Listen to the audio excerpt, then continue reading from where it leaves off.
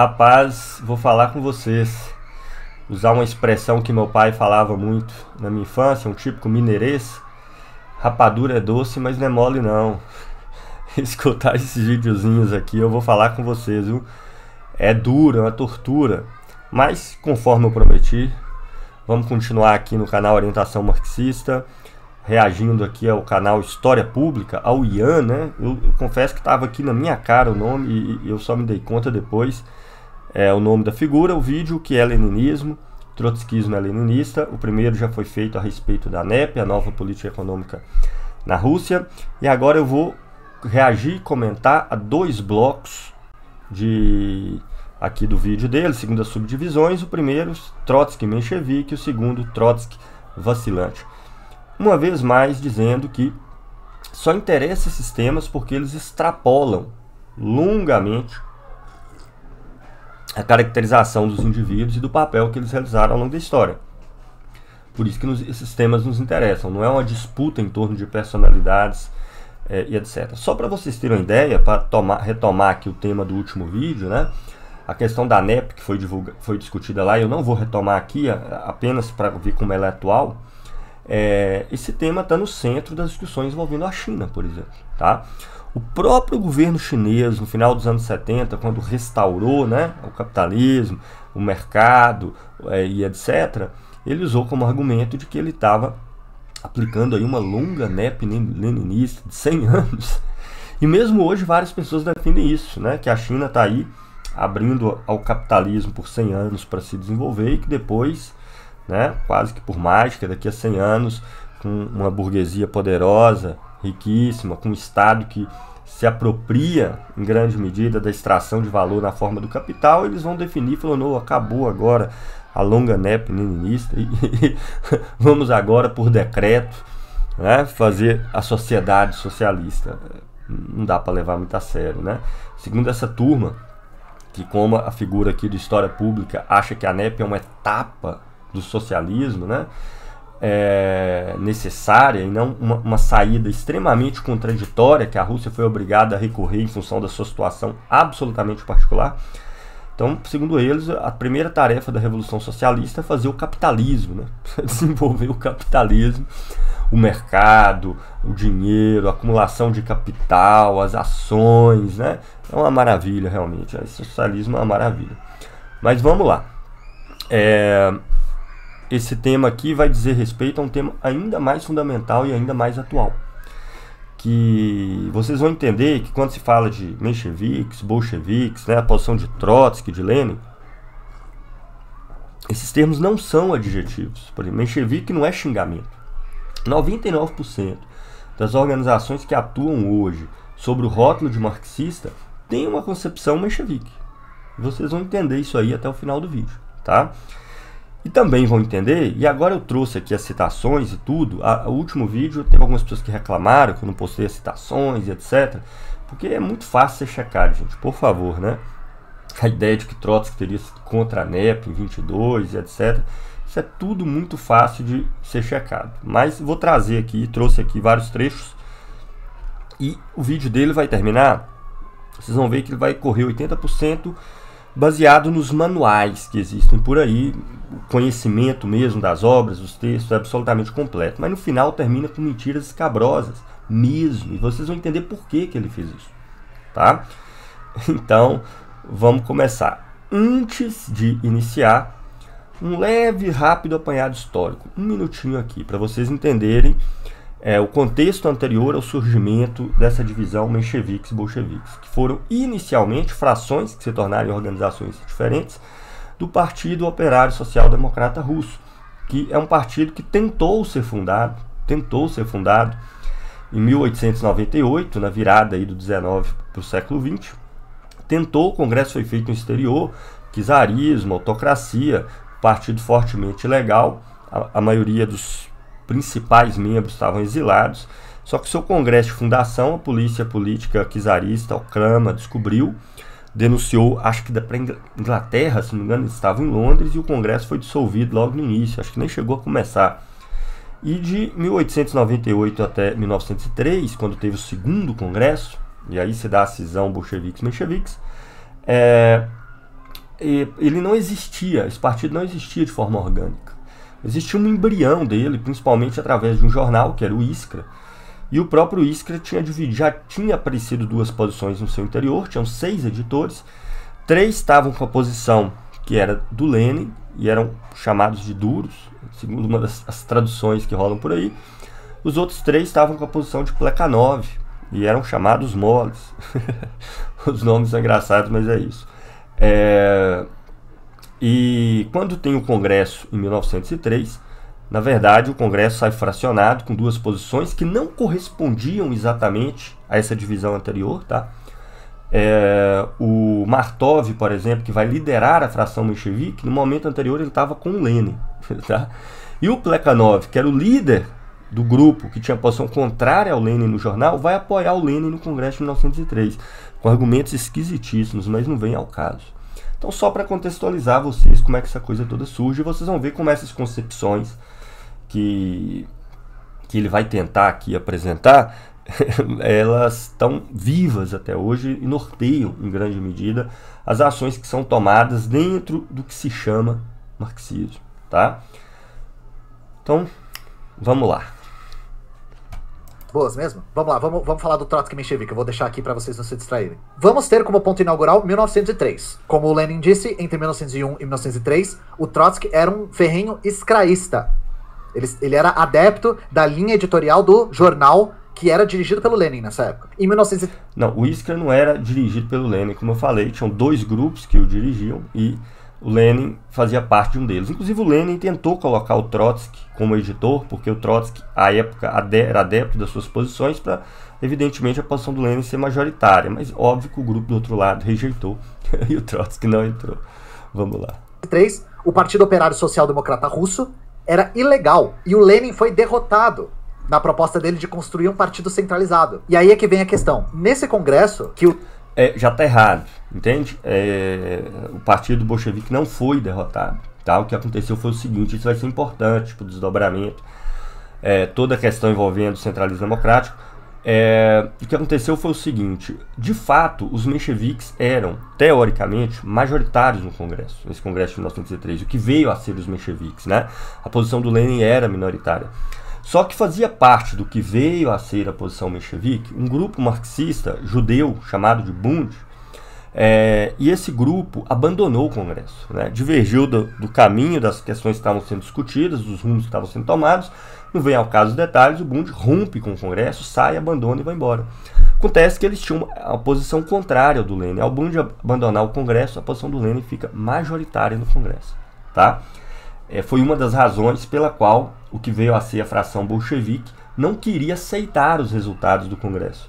Só que eles não podiam dizer isso, né? Seria dizer explicitamente que as votações que ocorreram, o Congresso que ocorreu não era legítimo e ninguém tinha culpa que o Bund tinha abandonado o Congresso, né? Mas aí eles se aferraram em uma questão que o Lenin defendia sobre o partido para poder justificar esse fracionamento, essa cisão entre mencheviques e bolcheviques. Mas não, a posição do Lenin não foi derrotada, ela foi vitoriosa, e por isso que bolchevique, o termo quer dizer maioria, e menchevique quer dizer minoria, ainda que a conformação que existia antes do Congresso, essa deve ser a origem da confusão dele, os mencheviques seriam majoritários, mas perderam a maioria no Congresso pelo abandono de um setor que os apoiava. Vamos lá.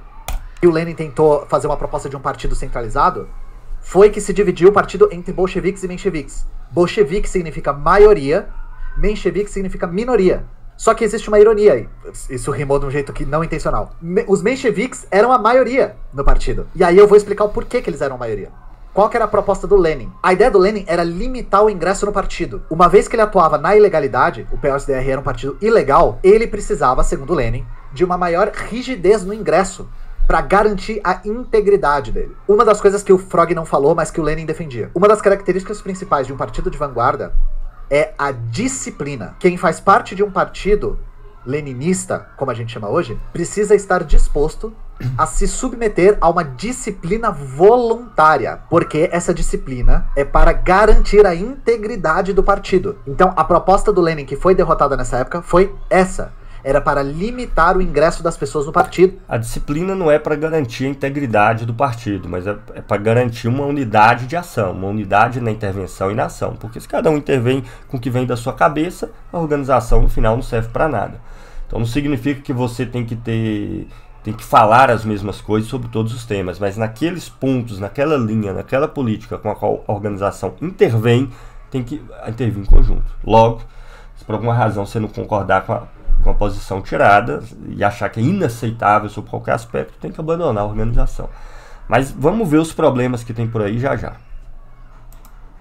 Uma vez que ele era ilegal e ele precisava de maior integridade. Qual que era a proposta do outro lado? Quem que era o líder dos que viriam ser mencheviques? Era o Julius Martov. A formulação do Martov, que o Lenin repudiou completamente nessa época, era de que participou de greve, você tem o direito de entrar no partido. Qualquer intelectual que fosse simpatizante com a linha do partido já tinha o direito de entrar no partido. O Lenin dizia que isso era o fim do partido de vanguarda, que isso ia fazer com que o partido voltasse a um estágio artesanal, um estágio amador, que voltasse aos destacamentos atrasados da classe. Nesse período, por conta dessa controvérsia que o partido racha. E aí vocês conseguem ver com a postura do Martov o porquê que os mencheviques eram maioria. Porque ser a maioria era justamente por eles irem contra a política do Lenin de ter um partido com maior integridade. Então vocês entendem? Não é porque a linha política dos mencheviques era melhor e ganhou no livre mercado das linhas políticas. E aí nessa época, que o Lenin fala que o Trotsky ficou ao lado dos mencheviques, né? É o que ele fala aqui. Ele vai entrar no Trotsky, então vamos lá. Vamos explicar então o que aconteceu. Primeiro, tá?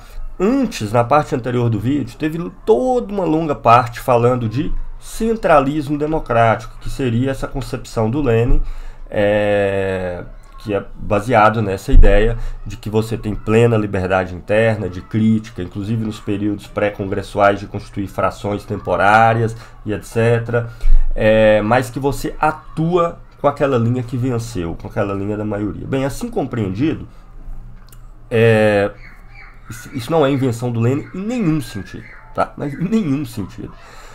Atuavam com o centralismo democrático, a Liga dos Comunistas, que Marx participou, a Associação Internacional dos Trabalhadores, os próprios mencheviques, tá? A social-democracia alemã e mesmo organizações antes de Marx. Não é nenhuma criação de Marx e do marxismo. Tá?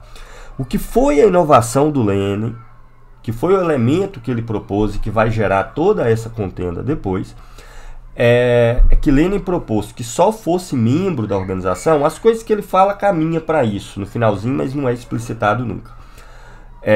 Então, com o centralismo democrático, Trotsky concordava, os mencheviques concordavam, todo mundo. Tanto que toda parte dos estatutos que dizia respeito ao centralismo democrático, mencheviques e bolcheviques concordavam, só discordavam de uma linha. Tá? Podia até ter trago ela aqui, vou ver se coloco na descrição. Tá? Com uma linha que era onde Lenin defendia que só podia ser membro da organização quem fizesse parte dos seus organismos. Tá?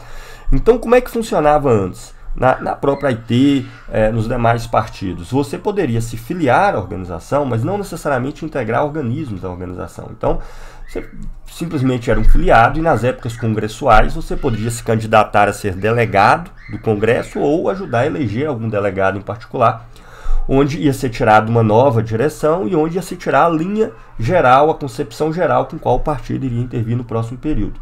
Isso todos tinham um acordo, né? Se submeter uma direção e que essa direção se submetesse ao Congresso, isso era um acordo geral. O que o Lenin coloca é que isso não era suficiente.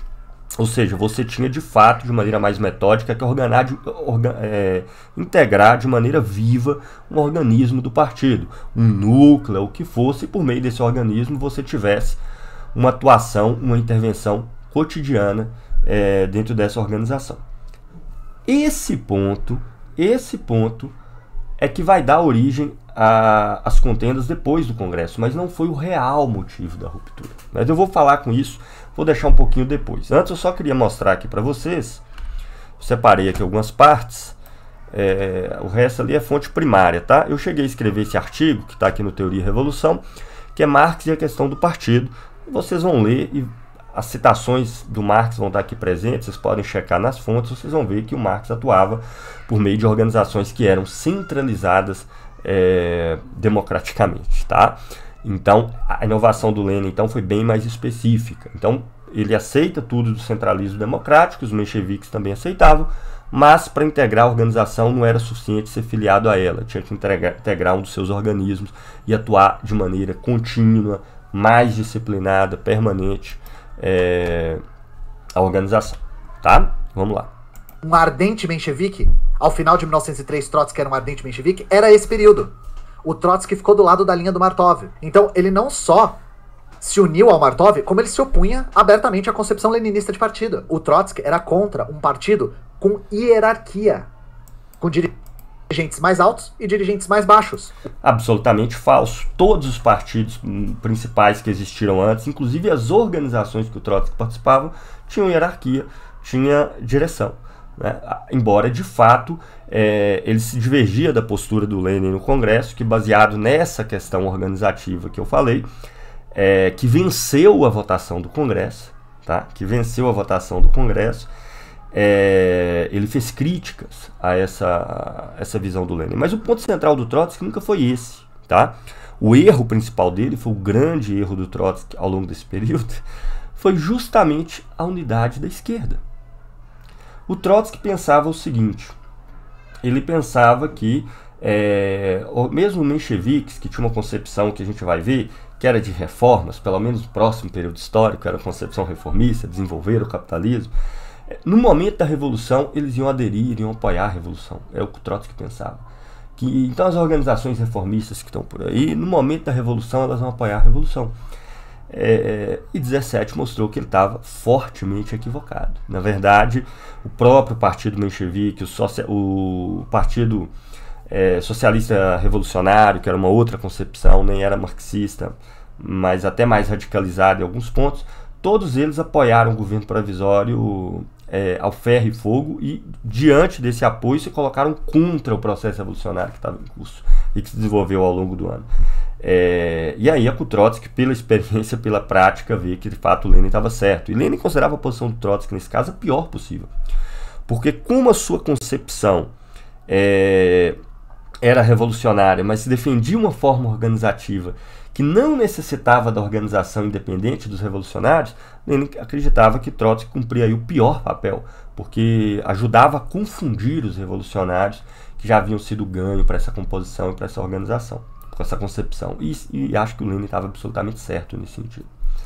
Vamos lá. O Trotsky era contra o princípio da minoria se submetendo à decisão da maioria. E aí o Lenin, Se fosse assim, não tinha congresso, não tinha votação de estatuto, não tinha eleição de direção. Todos estavam favoráveis a isso no Congresso de 1903, inclusive os mencheviques. Não era esse o ponto da diferença. Comenta essa postura do Trotsky. Ele não tá falando só do Trotsky, ele tá falando de todo mundo que ficou do lado do Martov. Eles dizem, você é um burocrata? Olha a palavra que isso aqui é 1904, tá? Olha a palavra que o Lenin usa. Você é um burocrata porque você foi nomeado pelo Congresso e não por minha vontade. Mas como? Você aí é o Martov, tá entendendo? Olha o joguinho que ele tá fazendo. Como o Trotsky ficou contra a postura que o Lenin teve após o Congresso, e tinha em vários aspectos diferenças com ele sim, então ele se sente no direito de pegar uma fala do Lenin pro Martov, como sendo pro Trotsky também. Tá? E o Trotsky ficou 3 meses junto com Martov e o partido menchevique. E ele ficou, o centro, não era nem sequer porque ele apoiava o partido. Vou mostrar também citações aí por isso, as concepções. Mas porque ele estava contra o Lenin radicalizar em relação à posição que ele defendia, porque ele estava achando que isso levava o partido à cisão e estava a favor da unidade da esquerda, que era o grande erro do Trotsky. Contra ela. Você é um formalista porque se apoia nas decisões formais do Congresso e não no meu consentimento. Você está agindo de forma grosseiramente mecânica porque apelou para a maioria mecânica do Congresso do partido e não prestou atenção ao meu desejo de ser cooptado. A ausência completa de argumentos sensatos da parte de Martov e companhia contra o corpo editorial nomeado pelo Congresso é revelada da maneira mais clara por sua própria palavra de ordem. Nós não somos servos. A mentalidade do intelectual burguês, que se considera um dos poucos escolhidos, permanecendo acima da organização de massa e da disciplina de massa, é expressa aqui com clareza notável. Parece o individualismo da inteligência, que toda organização e disciplina proletária é servidão. Então, o Lenin diz que essa postura do Martov e do Trotsky é uma postura... Não, do Martov, tá? Podem procurar a citação dele aí, ler o trecho completo e tudo mais. Pequeno burguesa, de individualismo pequeno burguês. Como assim a minha pauta foi derrotada em Congresso pela maioria? Isso está errado.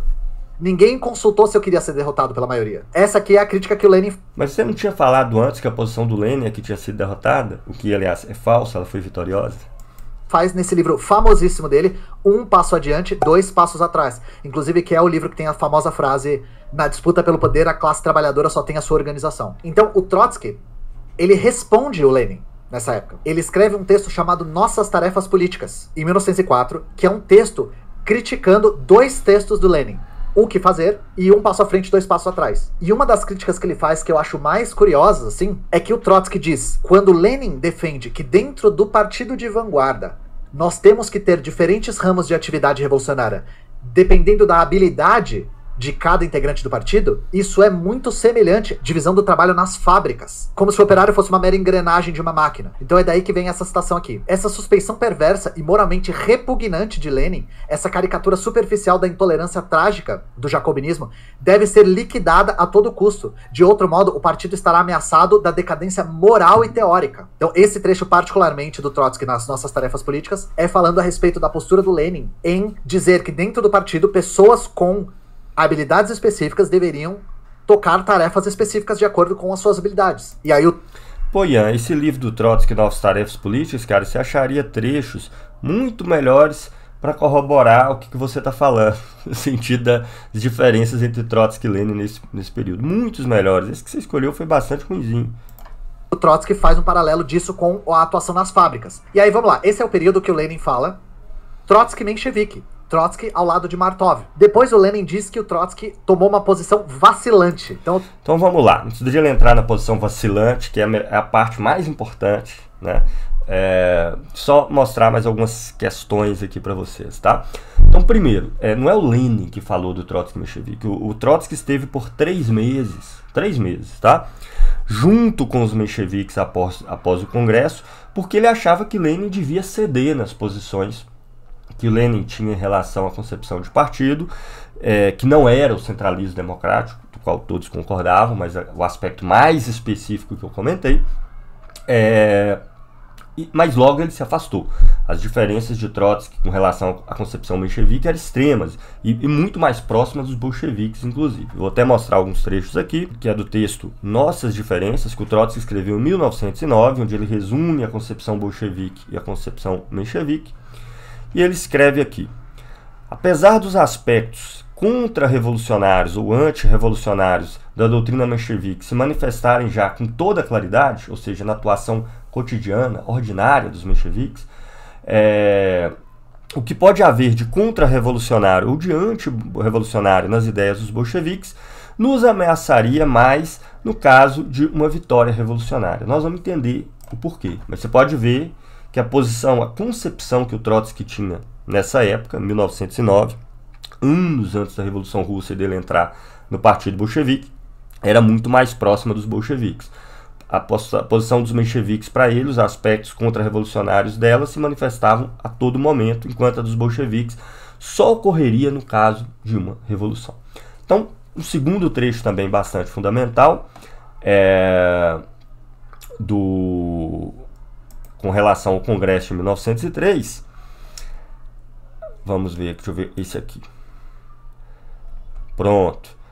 Que é justamente sobre o parágrafo 1, que era o único que havia divergências que os mencheviques utilizaram depois como centro das divergências com Lenin no Congresso. Olha só o que o Lenin escreve. Você vai ver que nem é o problema da concepção de partido o maior problema para Lenin.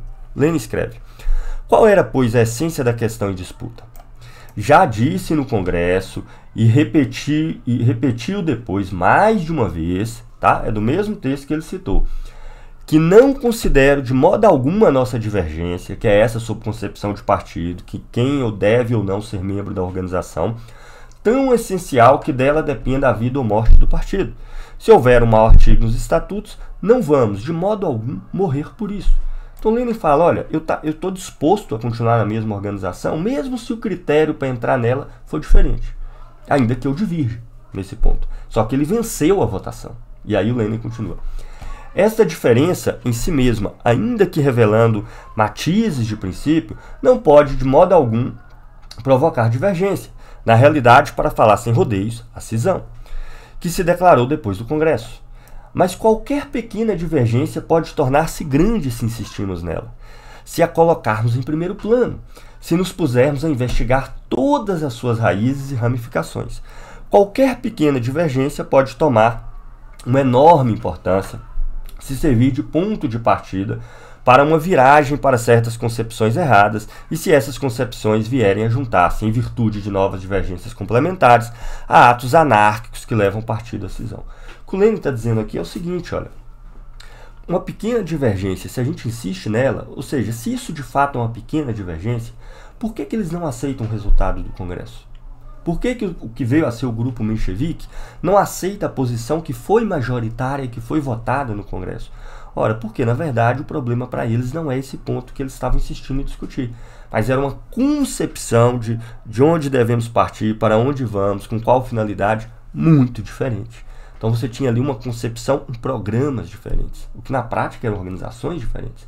Por isso que o Lenin insistiu nesse período a não ceder em relação ao que tinha sido votado no Congresso, ao se manter as resoluções do Congresso, dentre outras razões, para que o outro lado mostrasse as suas caras e mostrasse que o que tinha ali era duas concepções e dois programas muito diferentes.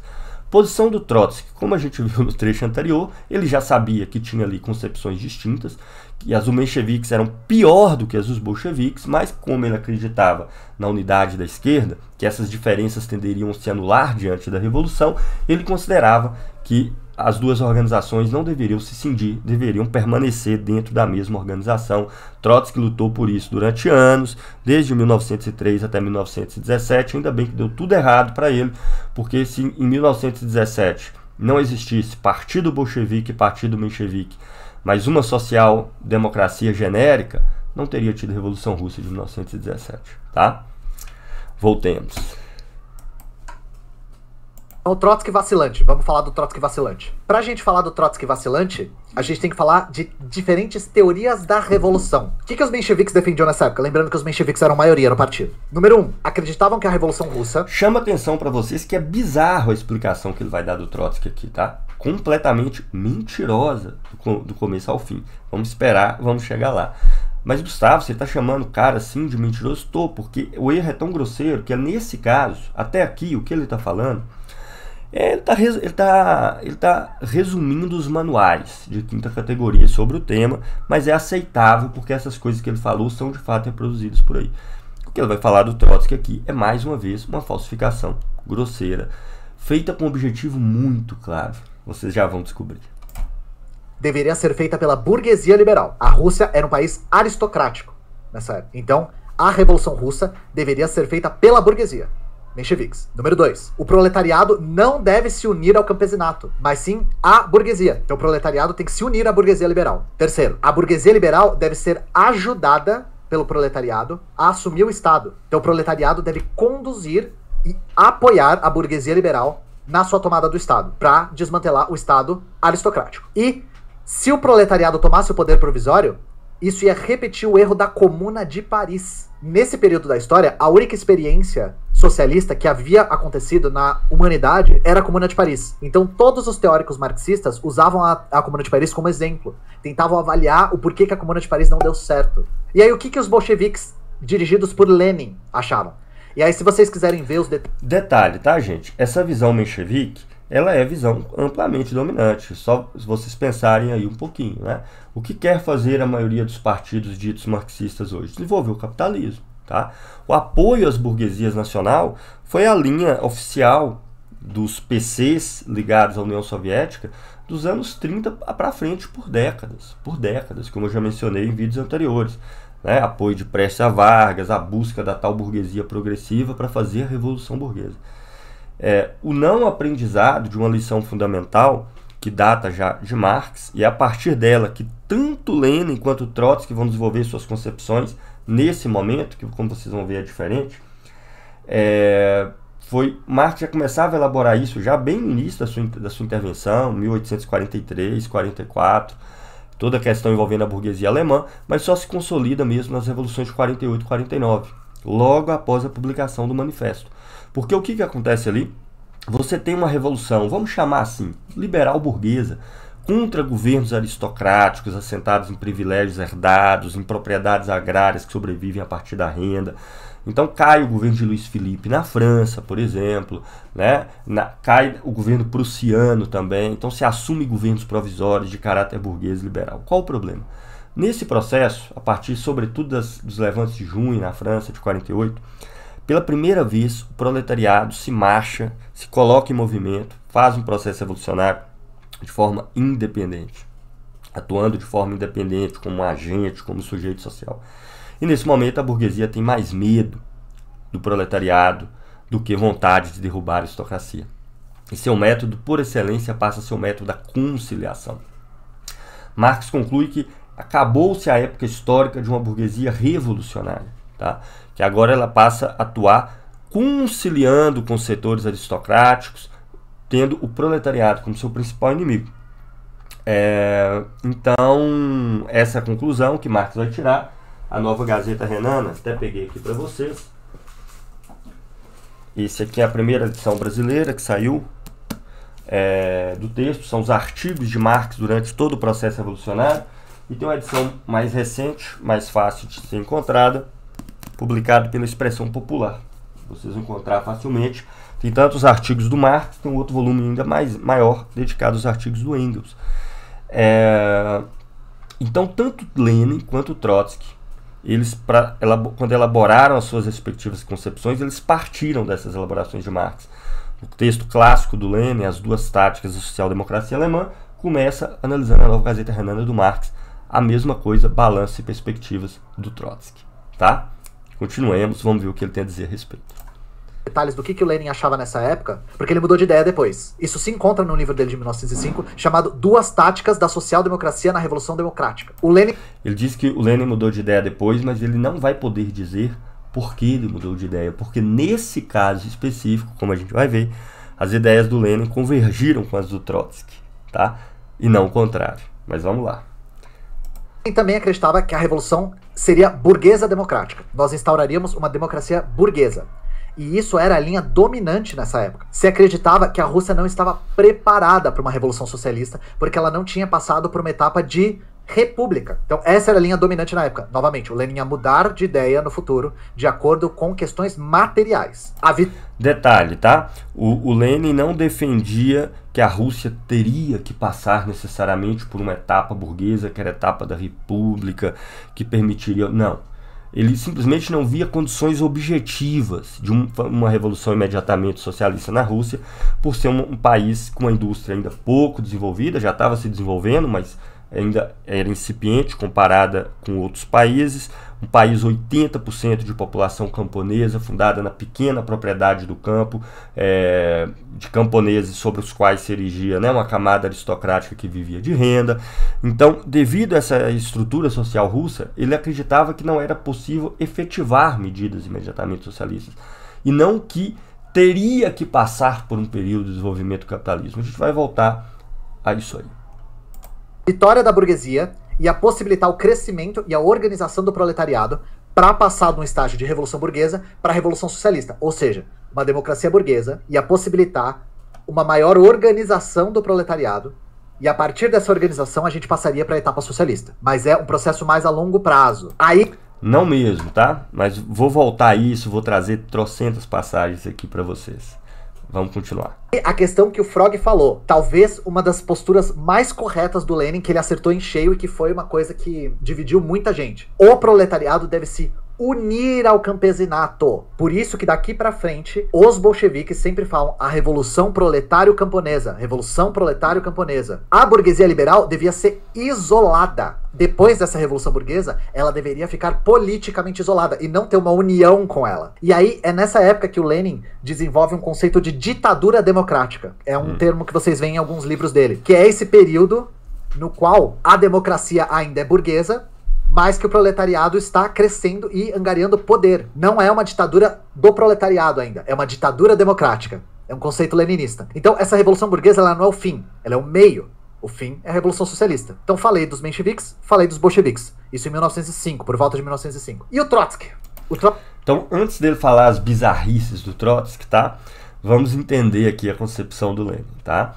A concepção do Lenin era o seguinte: primeiro, não tem nenhuma novidade nessa coisa de que deveria existir uma aliança entre proletariado e campesinato. E tampouco os mencheviques achavam que não deveria ter uma aliança entre proletariado e campesinato. Eles só achavam, de fato, que o agente da próxima etapa de transformações sociais na Rússia seria a burguesia. Portanto, campesinato ou proletariado, eles deveriam entregar o poder para os liberais. É o que os mencheviques fizeram em fevereiro de 17. Tá? Após as insurreições que derrubaram o czarismo, tinham como principal força um partido que influenciava o campesinato, que era o Partido Socialista Revolucionário, e os mencheviques, que eram maiores que os bolcheviques lá em 17. E o que eles fizeram? Eles foram lá pegar os liberais e colocaram no poder. Tá? Era a etapa capitalista da Rússia.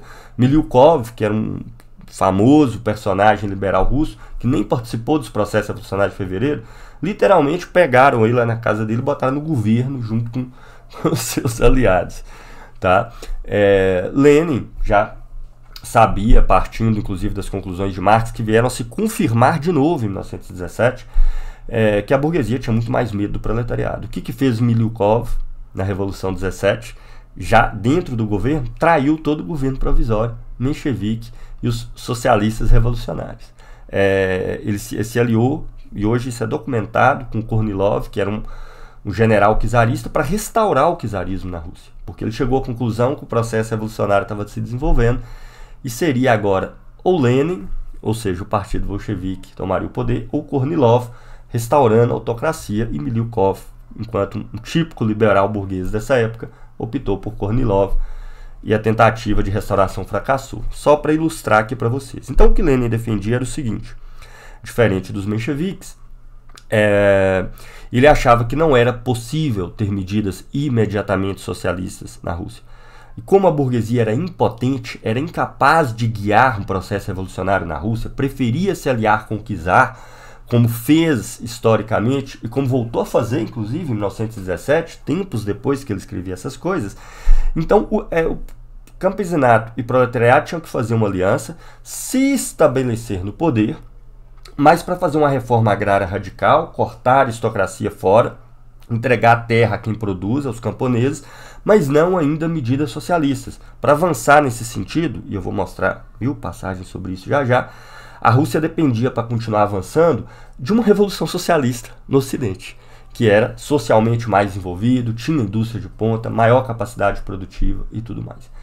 A diferença da visão do Trotsky para do Lenin era o seguinte: o Trotsky falava, olha, Lenin, tem um problema na sua formulação. O problema que tem na sua formulação é o seguinte: é óbvio que o proletariado tem que se aliar com o campesinato, só que sobre a direção do proletariado e não sob a direção do campesinato. Porque o campesinato, ele pela sua própria conformação social, de estar espalhado, disperso por um território continental, né, com poucas capacidades de comunicação, ele é difícil de atuar como um sujeito independente. Tanto que, historicamente, como Marx desenvolve no 18 Brumário, por exemplo, longamente, por exemplo, o campesinato apoia com força total Luiz Bonaparte, que fazia um discurso de defesa do campesinato, mas fazia ações, inclusive, contrárias ao campesinato, pela dificuldade que o campesinato tinha, pela sua própria conformação social, de atuar diretamente enquanto um agente a serviço dos seus próprios interesses. Então, diz Trotsky, a sua formulação, ao limitar o processo revolucionário à reforma agrária,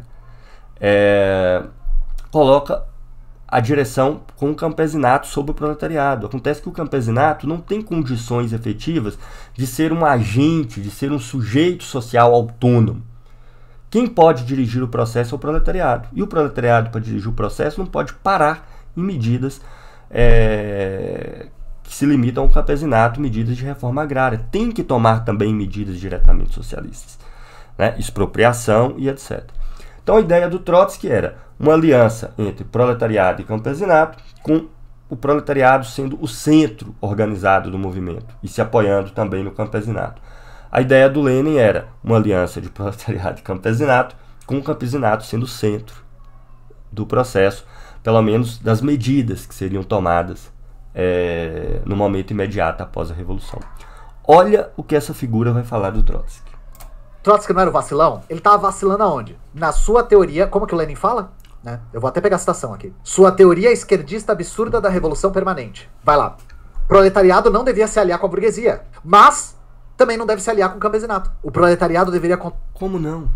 conduzir a revolução sozinho. O czarismo deveria ser substituído por um governo operário, sem aliança campesina. E aí, qual que é a leitura que o Trotsky faz? E é uma leitura muito, muito antimarxista, porque ela é baseada em nada, ela é baseada em conjectura. O Trotsky dizia: nós devemos conduzir imediatamente uma revolução socialista, imediatamente. Quando essa revolução socialista acontecer, o campesinato vai se revoltar contra o Estado socialista, porque quando nós mexermos na propriedade privada, nós vamos mexer nos interesses dos camponeses, os camponeses vão se revoltar contra nós, mas, e aí que vem a genialidade do cara, a revolução proletária na Rússia ia despertar o coração dos proletários na Europa. E aí, na Europa, ia ocorrer revoluções no centro do capitalismo. Na Alemanha, na França, na Inglaterra. E aí, os proletários da Europa, que eram os países mais avançados, iriam vir a socorro da Rússia, quando os camponeses se revoltassem contra os proletários russos. E aí que vem a citação aqui que eu separei.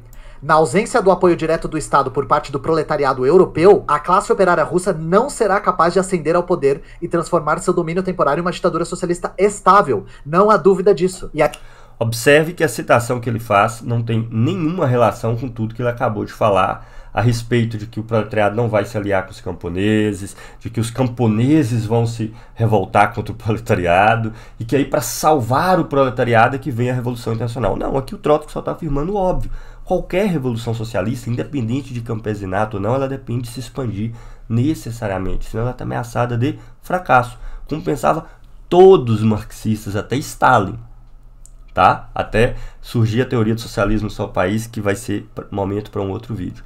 E veja que Lenin aqui embaixo, ele não está respondendo não essa coisa que ele acabou de colocar na boca do Trotsky, né? Mas o que era o pensamento Lenin naquela época com o pensamento Trotsky. Já volta e aí ele faz o primeiro esboço da Revolução Permanente nesse texto, Resultados e Prospecções, de 1906. E aí o Lenin critica essa posição. Aqui nesse texto, Duas Vias da Revolução, de 1915. Ele falando sobre a Revolução Permanente. Trotsky repete sua teoria original de 1905 e se recusa a parar para pensar porque, por 10 anos inteiros, a vida passou por essa bela teoria. O que o Lenin tá falando aqui? Não existe condição material que faça com que o Trotsky veja que a teoria dele não faz sentido. E, novamente, o Trotsky ia defender essa caralha até a morte dele. Trotsky está de fato ajudando os políticos trabalhistas liberais da Rússia, que ao repudiarem o papel do campesinato, pretendem recusar o despertar do campesinato. Então o Lenin está falando, a teoria da Revolução Permanente do Trotsky, que pressupõe que o proletariado não... Atenção, olha como ele vai repetir de novo o que ele já disse antes. Espere.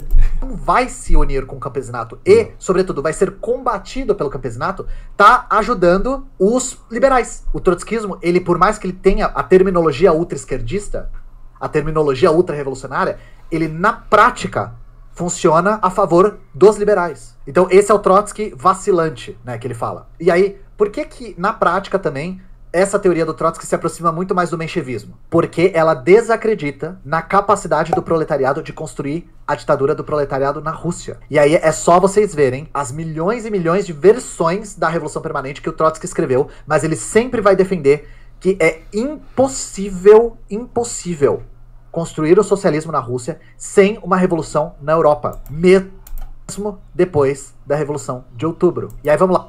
Da Revolução de Outubro, que como é que terminou, né? Só essa última frase dele que eu concordo, mas agora vamos lá. Então, primeiro, tá? Trotsky e a sua Revolução Permanente. É verdade que Trotsky não defendia a união entre proletário e camponês? Deixa eu dizer uma coisa. Eu suspeito, tá? Aqui o título do livro do Trotsky está escrito Resultados e Prospecções. Eu nunca vi essa tradução. Talvez ela exista, mas é muito incomum.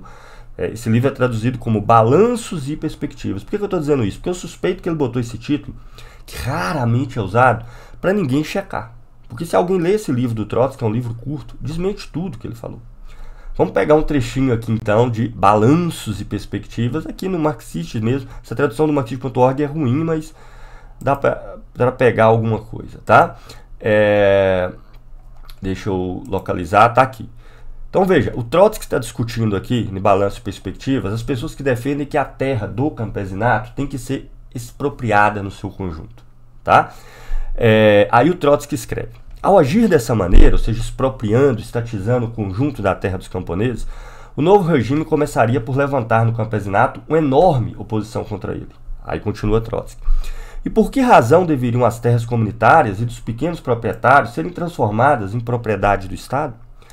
A fim de as tornar disponíveis, de qualquer maneira, para sua exploração econômica, igual por todos os agricultores, compreendendo os atuais camponeses sem terra e os trabalhadores agrícolas.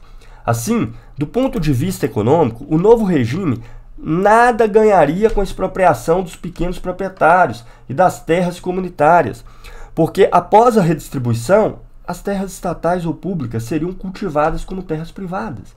O que o Trotsky está falando aqui? A estrutura social da agricultura na Rússia se baseia nas pequenas parcelas de terra. É assim que ela está estruturada, é assim que ela funciona. Se o Estado estatizar a terra inteira, depois ele vai ter que devolver as parcelas para cada agricultor produzir de forma individual. Você não cria uma propriedade coletiva por decreto. Está entendendo? Então, em primeiro lugar, não adiantaria nada expropriar o conjunto da terra russa dos pequenos camponeses e, principalmente, continua Trotsky, e do ponto de vista político, o novo regime cometeria um erro grosseiro, porque levantaria imediatamente a massa do campesinato contra o proletariado das cidades, cabeça da política revolucionária. Então, como vocês podem ver de maneira clara, notória, contundente e cabal, o Trotsky defendia sim uma aliança do campesinato com o proletariado, mas sobre a liderança do proletariado. Então a diferença entre a posição de Lenin e de Trotsky é que Trotsky defendia que uma revolução na Rússia deveria levar a cabo medidas diretamente socialistas, ou seja, suspensão do pagamento da dívida pública, expropriação das principais indústrias do ambiente urbano, por meio do controle dos trabalhadores, de formas como que veio a ser os soviets depois, e deveria fazer reforma agrária no campo e ganhar os camponeses a serviço do seu programa. Enquanto Lenin achava que não era possível fazer isso, tá? Que as condições materiais da Rússia não possibilitavam ainda que o proletariado tomasse medidas diretamente socialistas. Então seria uma coisa meio estranha. O proletariado chegaria no poder, apoiado pelo campesinato, e tomaria medidas diretas só em favor do campesinato. O que aconteceu na Rússia de 17? Exatamente o que Trotsky propunha. Exatamente o que Trotsky propunha. Só que ele teve que distorcer não, ele teve que inventar mesmo esse negócio de que o Trotsky estava contra a aliança contra o campesinato. Cara, isso é negado pelo Trotsky em todos os textos dele. Balanço e Perspectivas, depois da Revolução de 1905, escrito poucos anos depois, os dezenas de artigos que ele publicou a vida inteira. Tem 1 milhão de textos que desmente isso, entende? Não tem como ser isso uma interpretação errada dele. Ele teve que inventar isso para apresentar a teoria da Revolução Permanente, que é o que aconteceu em 17, como sendo uma coisa bizarra.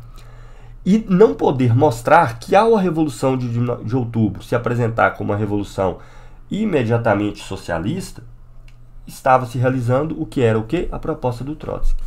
Vou dar uma citação aqui para vocês. Adolf Joffe, que era membro do Partido Bolchevique, depois no período do stalinismo começou a ser perseguido, teve doenças muito graves, não deram nenhum apoio para ele se tratar, ele acabou se matando, e ele escreveu uma carta antes de se matar, uma história muito trágica. Inclusive ele faz críticas ao Trotsky, tá? Vocês podem ler ela inteira, eu vou colocar o link aqui também. Mas ele escreve: você sempre teve razão politicamente, a começar por 1905, e muitas vezes lhe contei ter ouvido, com meus próprios ouvidos, Lenin reconhecer que em 1905 não fora ele, mas você que tivera razão. Por que Lenin estava errado em 1905 e Trotsky não? Porque em 1905 Trotsky defendia que o proletariado deveria tomar o poder em aliança com o campesinato, mas dar cabo a medidas diretamente socialistas. Em 17, Lenin já tinha se convencido disso, e foi isso que ele fez quando ele lança as Teses de Abril.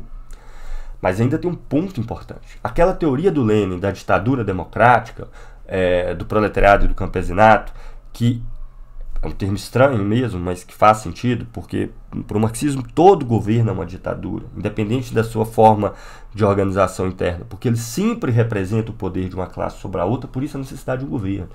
Mas a ditadura democrática que ainda está no escopo, ainda não abala os limites do capitalismo. Mas mesmo essa teoria que Lenin defendia, preste atenção, mesmo essa teoria que Lenin defendia,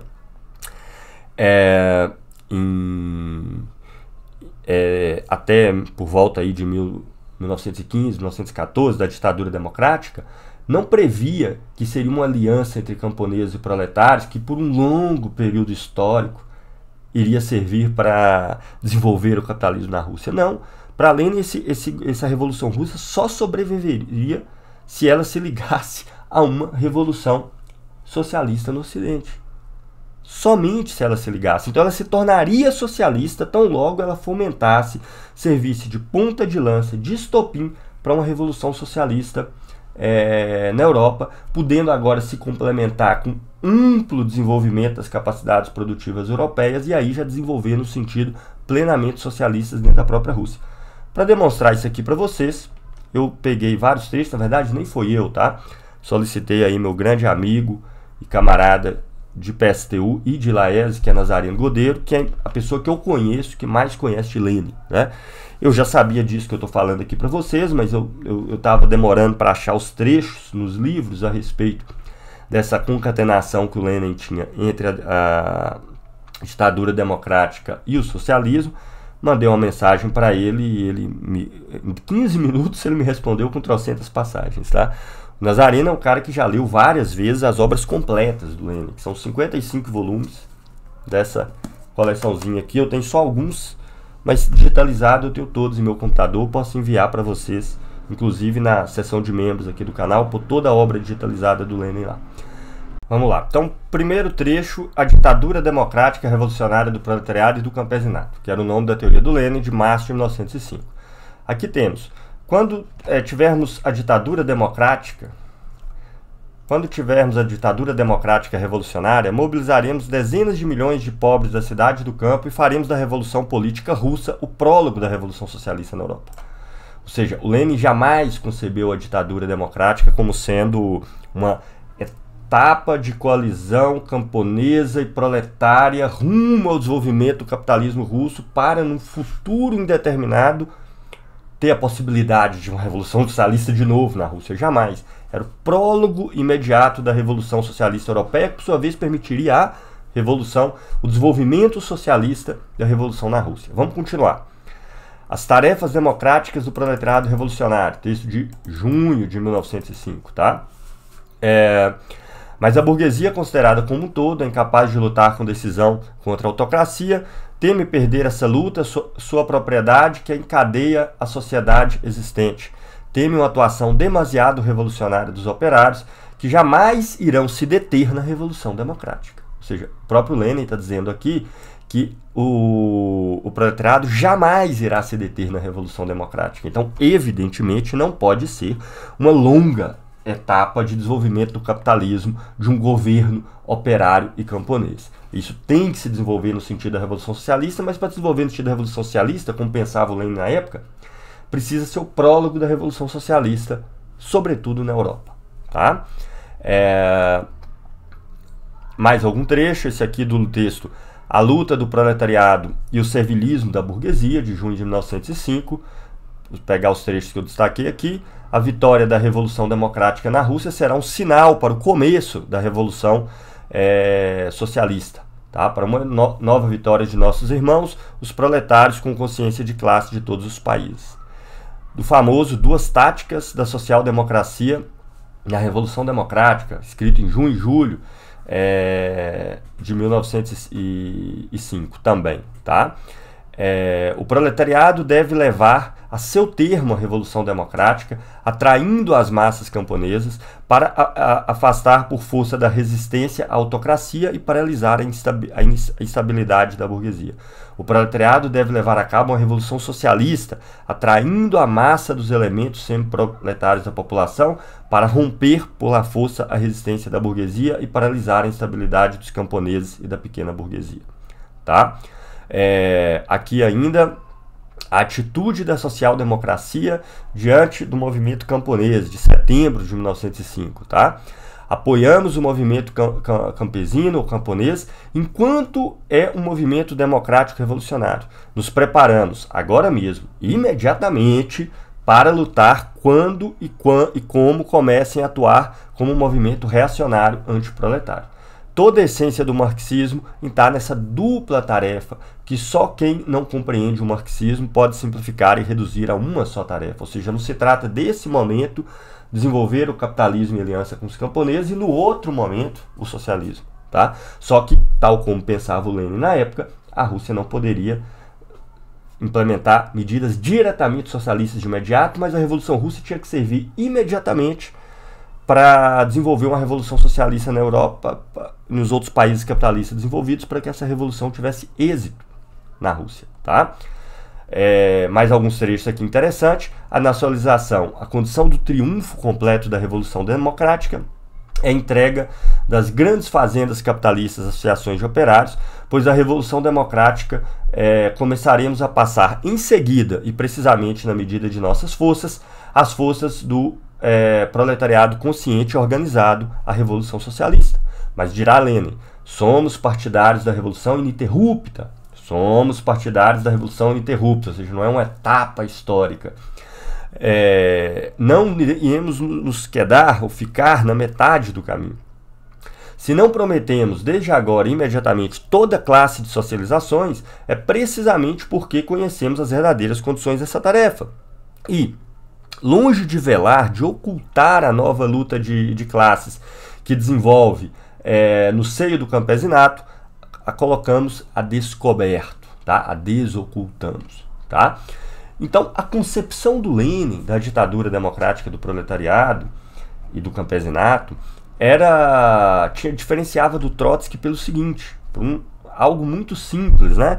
O Trotsky defendia uma aliança entre camponeses e proletários dirigidos pelo proletariado e que, de imediato, teria, portanto, que colocar medidas diretamente socialistas. Somente assim faria sentido o proletariado estar no poder. Para o proletariado estar no poder, ele tem que ter condições materiais para tal. Não tem como ele estar no poder, ok? Se ele não tem o poder do local de trabalho, da produção de riqueza, como é que ele vai distribuí-la? Tá? Então, a Revolução Russa poderia avançar para essas medidas. O Lenin falava, não, a gente só faz de início a reforma agrária, só faz de início a destruição do czarismo e da grande aristocracia. Mas ambos concordavam, a revolução só vai poder se desenvolver, continuar a se desenvolvendo, se ela se ligar a uma revolução socialista na Europa. Tá? De qualquer forma, o nosso colega, Ian, né, do História Pública, falsifica mais uma vez de maneira grosseira quando diz que a teoria da Revolução Permanente do Trotsky, ela era contra a aliança entre camponeses e proletários, e era contra essa aliança, porque depois da Revolução os camponeses iriam se virar contra os proletários e só depois viria a Revolução Internacional para salvá-los. Cara, isso não existe em lugar nenhum. Eu até sugiro aqui para vocês, por último, tá? Já encerrando o vídeo, que está demasiadamente longo, como não poderia deixar de ser, mais uma sugestão para quem quiser conhecer esse debate a fundo. Vamos lá.